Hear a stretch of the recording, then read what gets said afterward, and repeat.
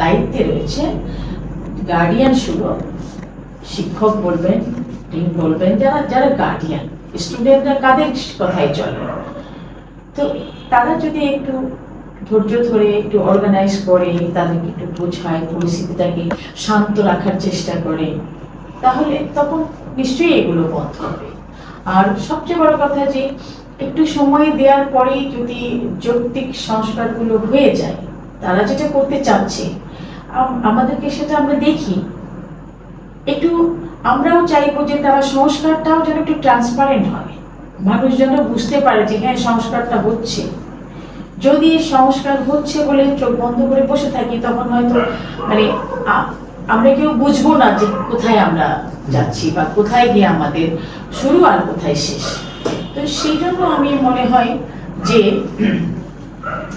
এটা বড় কিছু না, এটা সামান্য ভুল বোঝাবুঝি হচ্ছে, ভুল নির্দেশনা হচ্ছে।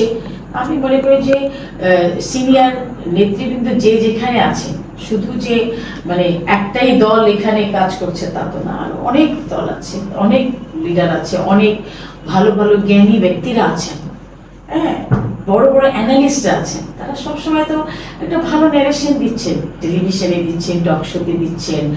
দোজ আর গুড থিংস, সেখান থেকে আপনারা নিতে পারেন যে কিভাবে আপনারা, যদি সরকার থাকলে তাকেই সংস্করণ করতে হবে তার কি মানে, আপনারাও তো করতে পারেন, যারা ফিল্ডে রয়েছেন, যারা ইউনিভার্সিটিতে রয়েছেন, কলেজে রয়েছেন, অফিস যে যেখানে আছেন, সেখান থেকে কি নিজেরা একটু দায়িত্ব নিতে পারেন না? নিজেরা দায়িত্ব নিয়েও তো একটু হ্যাঁ দেশকে সুন্দর করা যায়।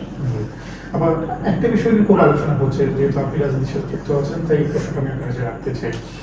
আওয়ামী লীগের নির্বাচনে অংশগ্রহণ করা বা আবার রাজনীতিতে ফিরে আসা, সেটা আসলে কতটুকু যৌক্তিক আমার কাছে মনে হয় বা উচিত কিনা?